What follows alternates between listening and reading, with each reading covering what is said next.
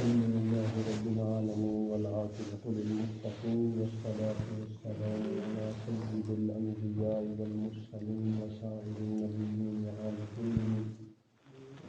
أما بعد فأعوذ بالله من الشيطان الرجيم. بسم الله الرحمن الرحيم. إلا ابتغاء وجه ربه الأعلى.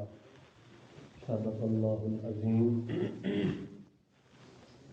نیت اور اخلاص کا باب چل رہا ہے کہ جو بھی کام کریں خالصتاً اللہ تعالیٰ کی رضا کے لیے کریں. چھوٹے سے لے کر بڑے تک، بڑے سے لے کر چھوٹے تک جتنے بھی اعمال ہیں یا اقوال ہیں وہ سب کے سب اللہ تعالیٰ کی رضا کے لیے ہوں.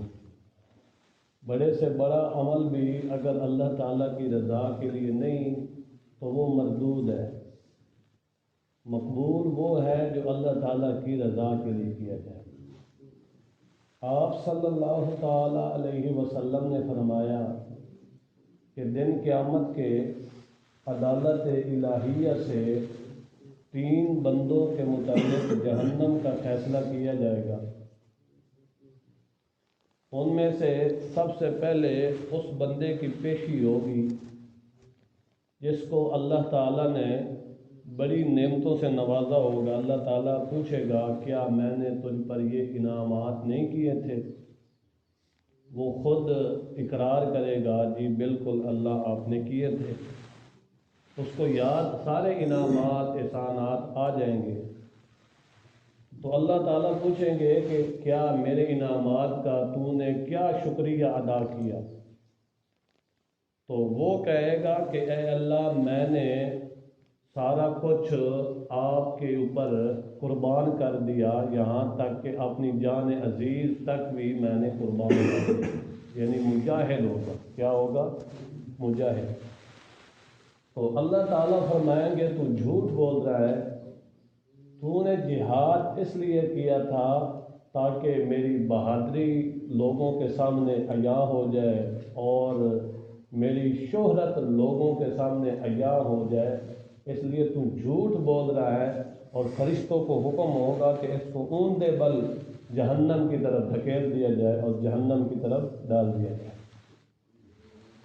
اسی طرح دوسرا شخص وہ پیش ہوگا جس کو اللہ تعالیٰ نے علم دین، علم قرآن، علوم نبوت سے نوازا ہوگا، یعنی عالم دین.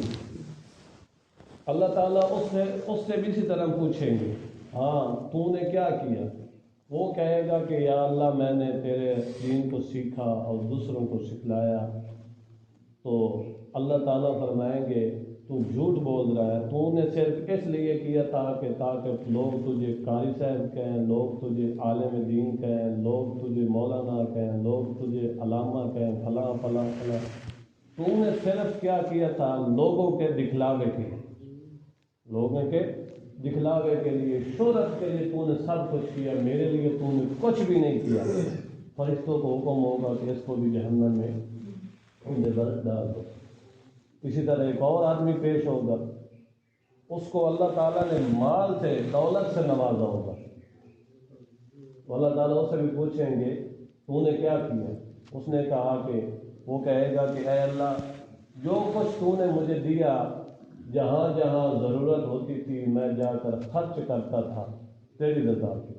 اللہ تعالیٰ کہے گا تم جھوٹ بول رہا ہے، تو نے اس لیے خرچ کیا تھا کہ لوگ تجھے سخی جو کہیں، لوگ کہیں کہ بڑا سخی ہے فلاں یوں ہے.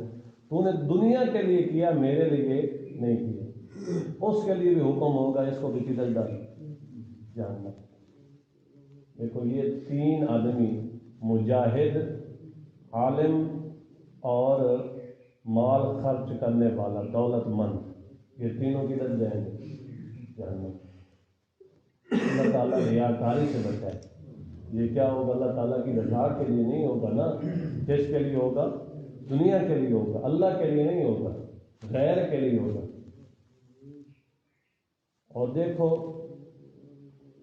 یہ 3 بندے اس حدیث میں بیان ہوئے، 3 آدمی بیان ہوئے، مجاہد، دولت مند اور عالم دین. یہ ایک اصول بن گیا. اب جتنے بھی عالم ہیں ان کے لیے کیا یہ اصول ہے یہ کیا ہے؟ علماء کی کوئی تعداد کم نہیں ہے، ایک طبقہ پورا کیا ہے؟ علماء کا ہے۔ تو ان کے لیے ایک اصول بن گیا کہ وہ زندگی کا ایک ایک لمحہ، زندگی کا ایک ایک گوشہ اور زندگی کا علم کا ایک ایک باب اگر سیکھیں یا سکھائیں تو وہ کس کے لیے سکھلائیں؟ اللہ کی رضا کے لیے سکھلائیں۔ اسی طرح دوسرا مجاہد ہے، وہ مجاہدوں کی تعداد کوئی ایک نہیں ہے، وہی مجاہدین کا جو ایک طبقہ ہے نا، ان کے لیے اصول بن گیا کہ جب بھی کوئی جہاد کرے، قولی جہاد ہو، لسانی جہاد ہو یا کسی سیف تلوار کے ساتھ جہاد ہو، تو وہ کس کے لیے؟ اللہ تعالیٰ کی رضا کے لیے۔ اسی طرح دولت مندوں کی کوئی تعداد کم نہیں ہے، وہ بھی کثیر تعداد میں ہے، وہ بھی اگر ان کے لیے بھی یہ اصول بن گیا کہ جب بھی وہ خرچ کرے تو کس کے لیے کرے؟ اللہ تعالیٰ کی رضا کے لیے۔ دیکھو یہ نبی پاک صلی اللہ علیہ وسلم نے 3 آدمیوں کا ذکر کیا اور پوری دنیا کو اس میں بند کر دیا، پوری دنیا کو اس میں بند کر دیا۔ آپ صلی اللہ علیہ وسلم کے جوامع الکلم تھے، آپ صلی اللہ علیہ وسلم کو جوامع الکلم عطا کیے گئے تھے، تھوڑا سا گفتگو کرتے اس میں پورا دین بند ہو جاتا، تھوڑی سی گفتگو کرتے، جیسے کہتے ہیں نا کہ سمندر کو کوزے میں بند کر دینا، سمندر کو کوزے میں بند کر دینا۔ تو نبی پاک صلی اللہ علیہ وسلم کو اللہ تعالیٰ نے جوامع الکلم عطا فرمائے تھے، یعنی تھوڑے لفظ بولتے تھے اس میں پورے دین کو کیا کر دیتے تھے؟ بند کر دیتے تھے۔ آپ صلی اللہ علیہ وسلم کی یہ حدیث اس سے اظہر من الشمس ہے کہ ہم جو بھی کام کریں اللہ تعالیٰ کی رضا کے لیے کریں، ریاکاری سے اللہ تعالیٰ ہمیں بچائے۔ جیسے حضرت ابوبکر صدیق نے مال خرچ کیا تھا، اپنا گھر بار سارا کچھ کیا کر دیا؟ قربان کر دیا۔ وہ مالدار تھے نا، کپڑوں کی تجارت کرتے تھے، کس کے لیے کیا؟ اللہ کی رضا کے لیے کی، ریاکاری نہیں کی۔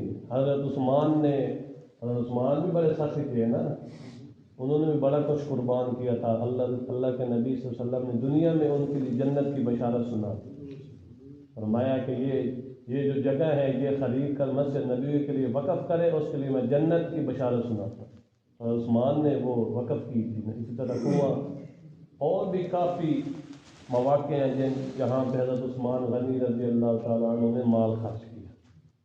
اسی طرح مجاہدین صحابہ کرام جنہوں نے اپنی جان مال بچوں کی پرواہ نہیں کی مگر کیا کیا؟